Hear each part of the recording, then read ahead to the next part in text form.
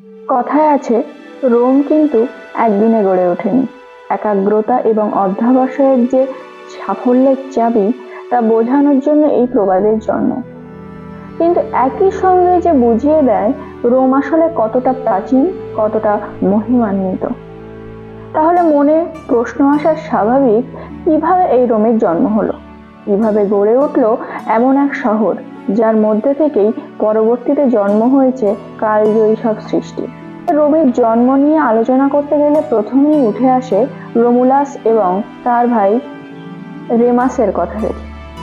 যদিও রোমের গোড়াপত্তন নিয়ে বেশ কিছু প্রচলিত গল্প আছে, তার মধ্যে রোমুলাস ও রেমাসের কিংবদন্তি সবথেকে জনপ্রিয়।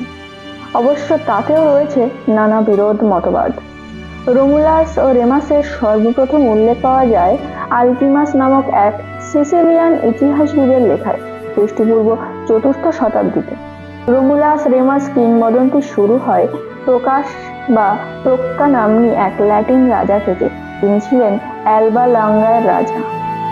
প্রকাশের ছিল 2 ছেলে, নুমিটুর ও অ্যামালিয়াস। নুমিটুর বড়, সিংহাসনের আইনগত উত্তরাধিকারী। এজন্য অন্যান্য গল্পে যা বলা হয় এখানেই তাই হলো, ছোট ভাই অ্যামালিয়াস তা সহ্য করতে পারল না। রাজ্যের কোষাগারের উপর নিজের নিয়ন্ত্রণ প্রতিষ্ঠা করে বড় ভাইকে সরিয়ে দিয়ে সিংহাসন দখল করে নিল। নুমিটুরের স্থান হলো একটি ছোট্ট খামারে। আর নুমিটুরের বংশধরদের কেউ যেন সিংহাসনের দাবি করতে না পারে, সেজন্য হত্যা করা হলো নুমিটুরের ছেলেদের, সেই সঙ্গে নুমিটুরের মেয়ে রিয়া সিলভিয়াকে পাঠিয়ে দেওয়া হলো দেবী ভেস্টার মন্দিরে, ভেস্টার ভার্জিন হিসেবে। ভেস্টার কুমারীরা ছিল দেবী ভেস্টার পূজারিণী। আজীবন কুমারী থাকাই ছিল তাদের নিয়ম। রাজত্বের ভাগীদারদের একে একে নিশ্চিহ্ন করে ফেলে যান তিনি। তবে সবকিছু সরল ভাবাপন্ন ভাবে সম্পন্ন হয় না। মানুষ ভাবে এক আর হয় আর এক। এই রিয়া সিলভিয়ার গর্ভেই জন্ম নেয় যমজ 2 ভাই রোমুলাস আর রেমাস। মাতৃ পরিচয় নিয়ে কোনো বিভ্রান্তি না থাকলেও তাদের পিতৃ পরিচয় নিয়ে ব্যাপক জল্পনা কল্পনা আছে। কোনো বর্ণনায় দেখা যায় রোমুলাস আর রেমাসের বাবা হিসেবে অর্ধ দেবতা অর্ধ মানুষ হারকিউলিসকে, তবে রোমানদের কাছে রিয়া সিলভিয়ার স্বামী হিসেবে যুদ্ধ দেবতা মার্সের কাহিনী বেশি গ্রহণযোগ্যতা পায়। অবশ্য ইতিহাসবিদ লিভি ছিলেন একটু বাস্তববাদী। তার মতে রোমুলাস আর রেমাসের বাবা কোনো এক অজানা ব্যক্তি, যে কিনা রিয়া সিলভিয়াকে ধর্ষণ করে তার গর্ভবতী হওয়ার দায় চাপিয়ে দেন ঐশ্বরিক সত্তার উপরে।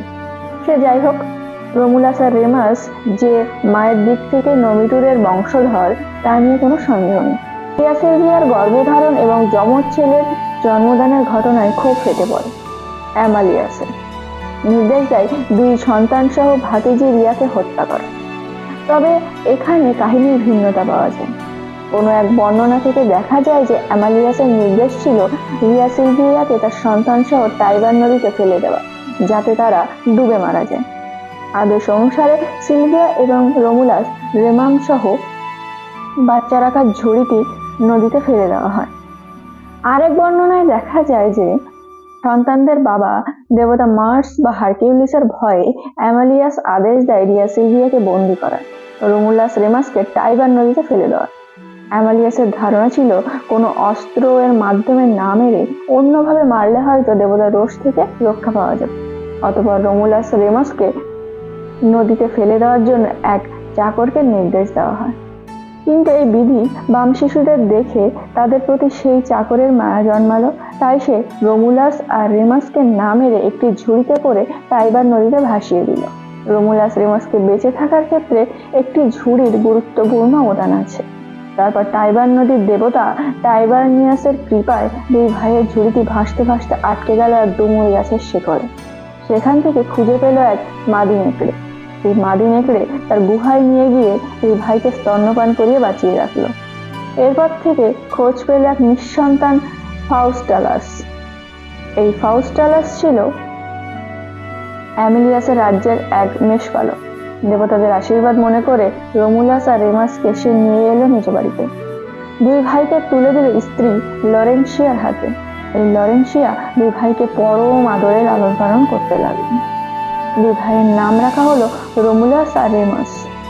এরপর বহু বছর কেটে গেল। 2 ভাই ধীরে ধীরে বড় হলো। সেই সঙ্গে পাল্লা দিয়ে বাড়ল তাদের দস্যুপনা। রেমাসের পরিকল্পনা অনুযায়ী দুই ভাই দস্যুদের কাছ থেকে জিনিসপত্র চুরি করে আশেপাশে গরিবদের দান করতে লাগল। তবে একদিন এক দস্যু রেমাসকে ধরে নিয়ে যায় রাজা অ্যামিলিয়াসের কাছে বিচারের জন্য। অ্যামিলিয়াসের সামনে দস্যু রেমাসকে ফাঁসানো রাজার ভাই নমিটুরের মেষ চুরির দায়। এত ছোট বিষয়ে মাথা না ঘামিয়ে অ্যামিলিয়াস তাকে পাঠিয়ে দিল নমিটুরের কাছে। ছেলেটার চেহারা দেখা মাত্রই নমিটুর তাকে চিনে ফেলল, আর তার পালক বাবাকে নিয়ে ভাইয়ের উদ্ধার করতে আসা রেমুলাসের চেহারা দেখে তার আর সন্দেহের বাকি থাকলো না যে এই দুই ছেলে তার নাতি আর তার মেয়ে সিলভিয়ার যমজ সন্তান। অতঃপর সব কাহিনী শুনে রোমুলাস আর রেমাস দুই ভাইকে নিয়ে ছুটলেন অ্যামিলিয়াসের কাছে প্রতিশোধ নেওয়ার জন্য। অ্যামিলিয়াসকে হত্যা করে নানাকে আবার বসালেন অ্যালবা লাঙ্গার সিংহাসনে। এরপর নানার নির্দেশে দুই ভাই ব্যস্ত হয়ে পড়লেন নতুন এক নগরী নির্মাণ। আর তখনই শুরু হলো বিরোধ। কিন্তু এই বিরোধটা কিসের জন্য? কোনো কোনো বর্ণনা থেকে জানা যায় দুই ভাইয়ের মধ্যে বিরোধ শুরু হয় নতুন রাজ্যের অবস্থান নিয়ে, মতান্তরে নতুন রাজ্যের রাজা কে হবে তা নিয়ে। অতঃপর দুই ভাই ঠিক করেন দেবতারাই তাদের বিরোধের মীমাংসা করবেন, আর তাই রোমুলাস যান প্যালাটাইন পাহাড়ে আর রেমাস অ্যালবেটাইন পাহাড়ে।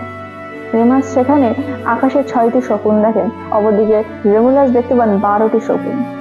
যেহেতু রোমুলাস বেশি শকুন পাখি দেখেছে, রোমুলাসের অনুসারীরা তাকেই বিজয়ী বলে ধরে নেন।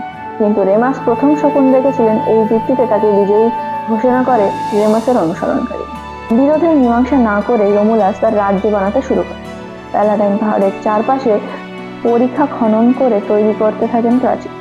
রোমুলাসকে ব্যঙ্গ করে রেমাস সেই দেয়ালে এক লাফেই চড়ে বসেন। ভাইয়ের এহেন স্পর্ধা দেখে প্রচন্ড রাগান্বিত হয় রোমুলাস, হত্যা করে বসেন রেমাসকে। অবশ্য অন্য বর্ণনায় দুই ভাইয়ের মধ্যে প্রচন্ড যুদ্ধ হয়, আর তাতে নিহত হন রেমাস। ইতিহাসবিদ লিভির বর্ণনা অনুসারে লোকেদের বিশ্বাস দেয়ালে লাফ দেওয়া মাত্রই দেবতাদের ইচ্ছায় নিহত হন রেমাস, আর তারপর নিজের নামে রোমুলাস প্রতিষ্ঠা করেন রাজ্য রোম। লিভির মতে রোমের প্রতিষ্ঠা হয় খ্রিস্টপূর্ব 753 সালের 21শে এপ্রিল। তবে রোমুলাসের মৃত্যু হলেও রোমানরা তাকে ভুলতে পারেনি। যদিও রোমুলাস আর রেমাস নামে আসলেই কোনো ব্যক্তিদ্বয় ছিল কিনা ঐতিহাসিকদের মধ্যে নানান বিতর্ক আছে, তবুও যুগে যুগে মানুষ তাদের শ্রদ্ধা ভরে স্মরণ করছে। বেশিরভাগ সময়ে দুই ভাইকে খোদাই করা হয়েছে মুদ্রায়। দুই ভাই মাদি নেকড়ের স্তন থেকে দুধ পান করছে এমন শিল্পকর্মও দেখা যায়। সিয়েনায় রয়েছে দুই ভাইয়ের মূর্তি। ধারণ করা হয় যে সিয়েনা প্রতিষ্ঠিত করেছিল রেমাসের ছেলে সেনিয়াস। এমনকি দুই ভাইয়ের উল্লেখ পাওয়া যায় 300 খ্রিস্টাব্দের ইয়র্কশায়ারের পাওয়া একটি মোজাইক চিত্রে, যার নাম দেওয়া হয়েছে উলফ মোজাইক।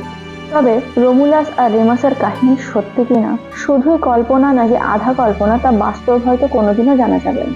তবে তাতে করে রোমের জৌলুসের কোনো ঘাটতি হবে না।